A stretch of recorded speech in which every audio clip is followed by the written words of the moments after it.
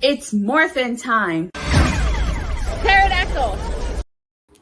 Hi there, this is Datila with Rangers of Wrestling, bringing you the Wrestling Time Post Show. And for tonight, I will be reviewing AEW Dynamite. Alright, so tonight's AEW Dynamite was the go-home show to to Double or Nothing. And it kicked off with a steel cage match. It was Wardlow versus Shawn Spears with MJF being the special guest referee. Oh my god. MJF's referee outfit for this was like the Burberry shirt, sleeveless shirt with shorts. I have never seen a referee with that type of attire before. So it was pretty funny. MJF's referee attire for this. Of course, there was cheap shots in this. Wardlow was still handcuffed when Shawn Spears cheap shotted him. And then there was a double team between him and MJF, a double shoulder block to Wardlow, and he went face first into the steel cage. I really like the fact that Wardlow broke free from his handcuffs. Not that he had to get uncuffed. Like, he broke free. Like, he just like that, and MJF was shocked. I will say, though, I like this match. Good match. But I did think it was predictable. I think we all knew Wardlow was going to win this because, I mean, there was no way Wardlow was going to lose this. No way at all. And so, but the way it happens, the way Wardlow wins this match is that Shawn Spears accidentally hits MJF with a steel chair after MJF gave Wardlow a low blow, and Shawn Spears hit the C4 on him, and then MJF with his fast count, Wardlow still managed to kick out. So I thought that was a great finish. Let me see. Been a long time since a chair shot was done to the head. Obviously, it was a predictable match, but still good. Definitely. I definitely do agree with that 100%. Good match. Predictable, but still really good. And then, of course, after the match was over, like, the poor security, like, got power bombed. Oh my god. It's just Wardlow was just wrecking house afterwards. I'm so excited that it's gonna be MJF versus Wardlow at Double or Nothing. It's gonna be a good match. Okay. And then we had Hangman and Punk face to face. Give me a second, you guys.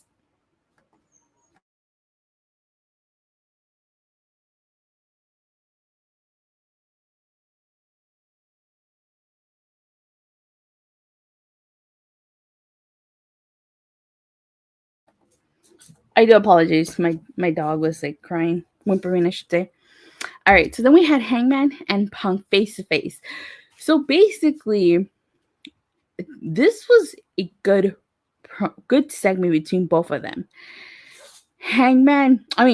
Punk saying that the biggest moment of his career happened in Las Vegas. He said he's grateful to be in the position that he is and will walk out as, with all due respect, will walk out as champion. And he loves the fans. And then Hangman was like, did I stutter? I love that he said that. He's like, did I stutter? He says, there's nothing Punk can do to take the title from him. And Punk was then said that there's a locker room full of people with guys just like him waiting for a shot. Hangman said he's going to embarrass Punk and annihilate him right now. He said he's been waiting for this moment for months. It's going to be full circle for Punk in Las Vegas. He said he doesn't hate Punk, but has no respect for him, doesn't understand what it means to be champion, and talks a big game, and this is his home. He says he's going to defend AEW from Punk. Then Punk goes on to say that he doesn't know why Hangman is taking this personally. He respects him, win, lose, or draw. And he says that all the roads that Hangman took to get to AEW, everything was paved by Punk. And he says that Hangman will shake his hand right now. And then Hangman attacks CM Punk. So what do you guys think? Who are you guys rooting for? Hangman or Punk? Personally, like, I like both Hangman and Punk, but I think Hangman needs to win this. He needs to win. He needs to be Punk. Because in my opinion, like, what does Punk get out of this by beating Hangman Adam Page? What does he get out of it? But what does Hangman get out of it? So I think that's the question we need to ask ourselves. In my opinion, Hangman gets more out of it than Punk does. Good segment, probably the best Punk promo that Page.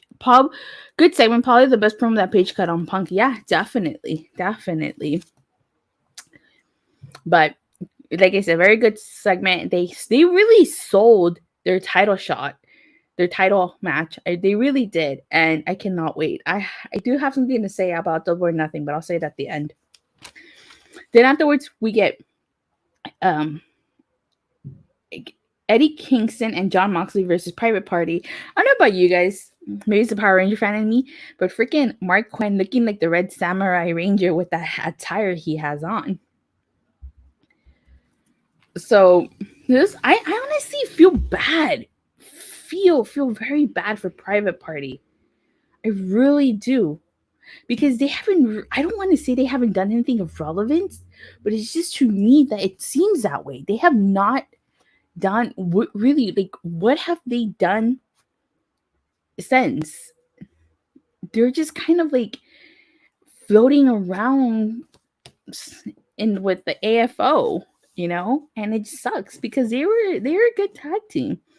I want to see more from Private Party, but it's just I feel for them. I really do. And I think Private Party probably needs to break away from the AFO and really do be their own team, in my opinion. Kind of like how Santana and Ortiz broke from Jericho.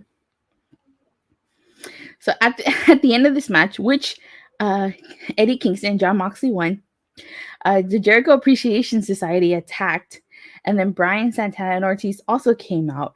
And then Brian went after Jericho after he broke free, and Jericho hit him in the knee. And it was just a good segment, good overall. I'm really excited for the Anarchy at the Anarchy match because I'm curious as to how it's going to be. Like, is it basically a street fight? Like a good old-fashioned Las Vegas street fight, or no? Very curious to see how it's going to play out. Then we get the Ring of Honor Tag Team title match. It's Roppongi Vice versus FTR. Very good match between both teams. Now, I have to say, I was shocked. Super, super shocked that the United Empire, in the form of Jeff Cobb and Great O'Khan, came out and pretty much had this match end in no contest. They really sent a message to FTR and to Roppongi Vice, I would say, because they put poor little Trent through a table.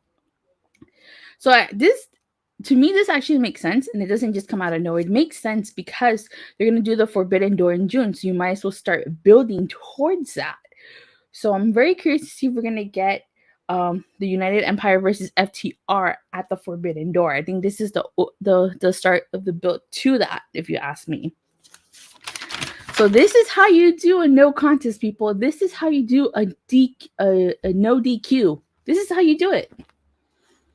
Let me see. I think it's going to be a 3-way match at Forbidden Door for the ROH tag team titles. Definitely. I honestly thought that FTR was going to win this match. I did not foresee the United Empire interfering in this match. So some unpredictability going on here, folks. All right. So then there's a Hardy Boys segment. And Matt Hardy was basically saying that there's a lot of similarities between them and the Young Bucks, that they both debuted, that they both were Christian, had similar backgrounds, similar upbringings. But Matt Hardy does go on to say that they're revolutionary, that the Hardy Boys as a team were revolutionary tag team. They debuted in the 90s, and he calls the Young Bucks Hardy Boys cosplayers. So, they say to be the legit goats of tag team wrestling is the reason why they came to AEW. He says that they're better than the Bucks when they were babies, in their primes as teenagers, just overall better than the Bucks. And he basically tells them to never meet your heroes. So I have to say, I am torn. Like, I am going back and forth between this match because I really don't know who is going to win, the Bucks or the Hardys. In my personal opinion, because this is not the Hardy Boys' last match, I think the Hardys should win. As a dream match, we are going to witness the Young Bucks versus the Hardys. Definitely, I say. So I think Oh God, it's just so hard to decide. The Hardys or the Bucks? Like I personally, because it's not the Hardy Boys last match, would want to see the Hardys beat the Bucks because why? I mean, not saying that they shouldn't put the Bucks over, but I'm saying it's not their final match. I'm surprised we're getting this match really early. I would have thought they would have saved this match for like when the Hardy Boys are like, halfway out the door because their contracts are over. And I think the Hardys are beating the Bucks. Yeah, I think so too. Just because I don't think it's not their final match. And in their final match, if they do, they should have faced the Bucks and put the Bucks over. That's just my opinion. Then we get a 3-way match. It's Ricky Starks versus Strickland versus Strong Jungle Boy. Oh my God. Like this match. It was crazy. Because like you see Swerve Strickland like trying to shake Jungle Boy's hand, like almost like they're trying to form an alliance. But then Ricky Starks just comes out and like attacks them. Oh God, my favorite spot in this match was when Jungle Boy went to the outside and he threw Ricky Starks into the ring, and then Ricky Starks went around the ring post and he came back, took out Jungle Boy, and then took out Swerve Strickland. So that was a pretty cool spot.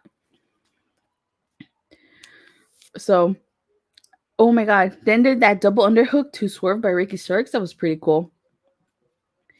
But Swerve Strickland seating this from poor Jungle Boy. Oh my God. So Jungle Boy had this match in the bag. He put Ricky Starks in the snare trap. Ricky Starks reached for the rope, and then Jungle Boy pulled him, put him in the snare trap again. But then Swerve Strickland had to come and break up the submission, the hold. Allowing him to eventually win the match. Then at the end, Powerhouse, Hobbs, Luchasaurus, and Keithley all came out. They had a brief stare down.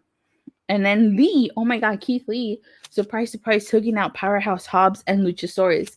Really got me excited for that 3-way tag match. I cannot wait. Okay, so then we get a minute of the year segment.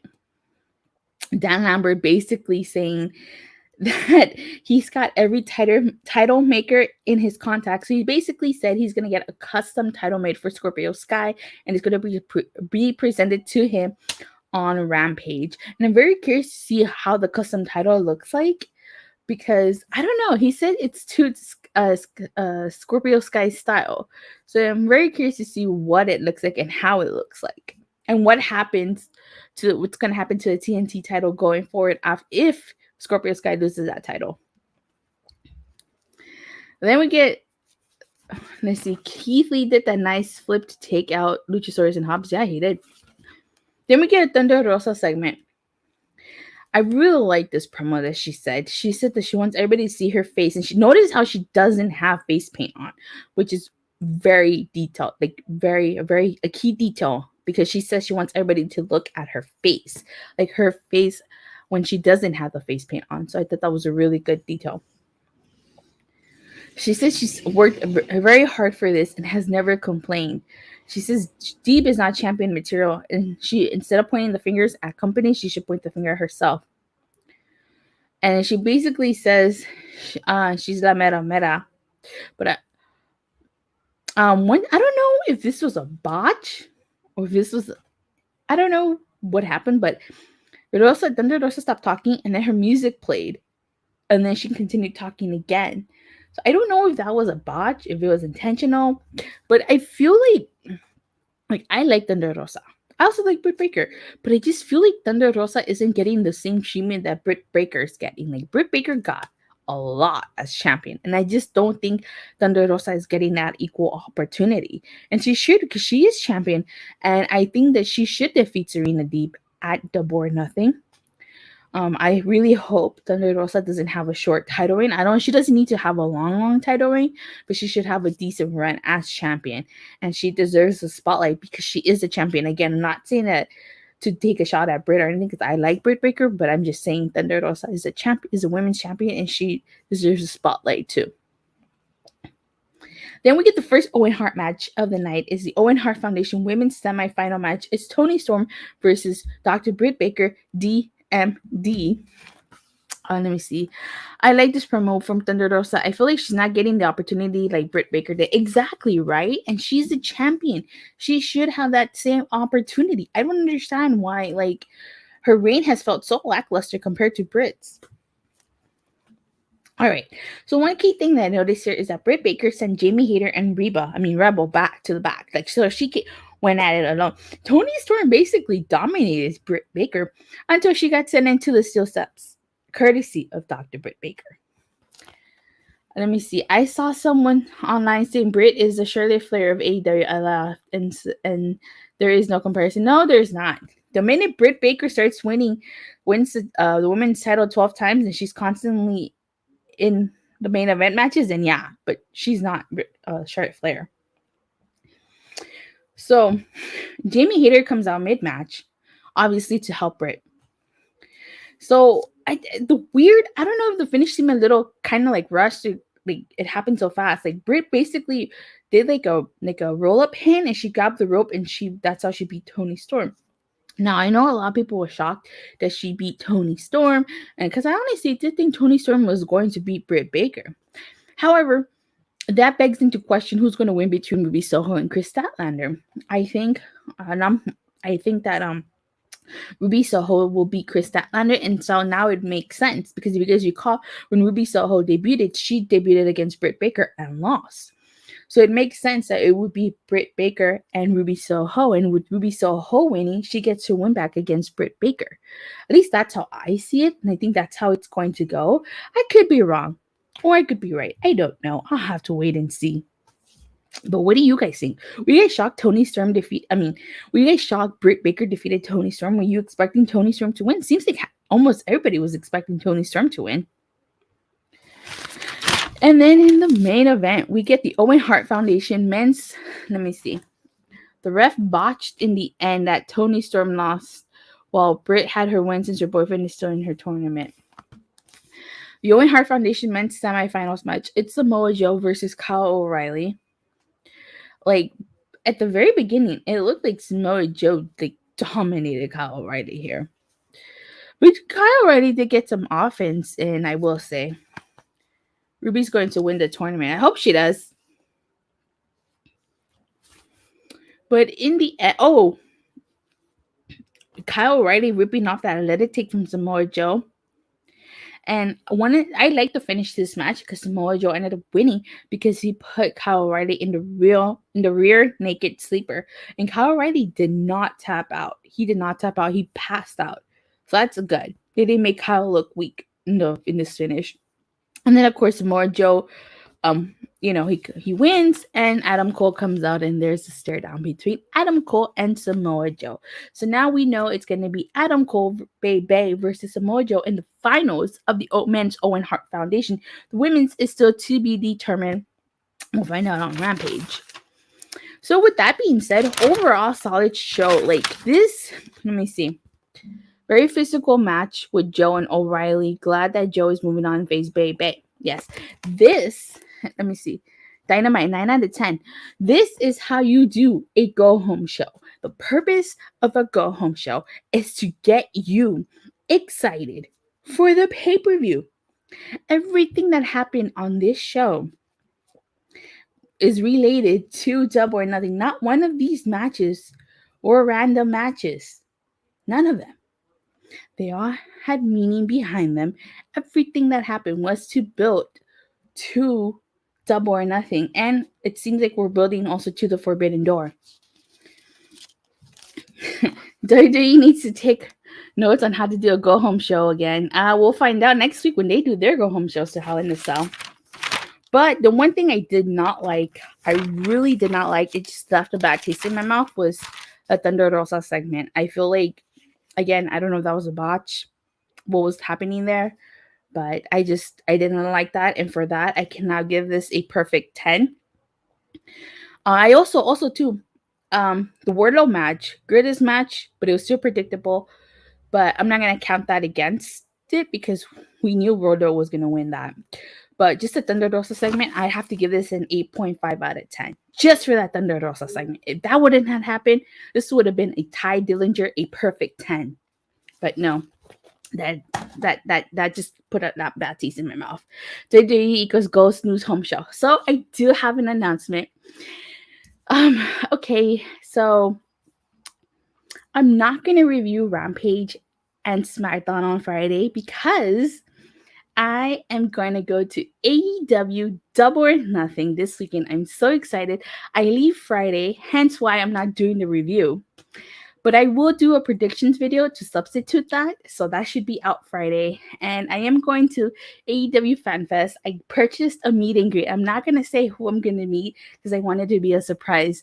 But I'm really, really excited for this weekend. I cannot wait. And then when I come back, I'm going to go to Dynamite on Wednesday. So it's going to be so exciting. I'm so excited. I cannot wait to share it with you guys all. I'm going to Double or Nothing, you guys. How exciting is that? She's like, Lucky, good. Take a break from Snooze Down. I'm going to say it's going to be weird for me not watching Rampage and not watching SmackDown just because I'm so accustomed to watching them every Friday. It's going to feel weird. But yeah, so that's the announcement I wanted to make. I am going to Double or Nothing. I already have my ticket. I have everything ready. And I cannot wait. As for a review for Double or Nothing, it depends on how long it takes me to get back to my hotel. But aside from that, I think I should be able to do one. I think if it's not live, I'll just record and upload. But it just really depends on the Wi-Fi and my connection and how long it takes me to get back. But I'm so excited.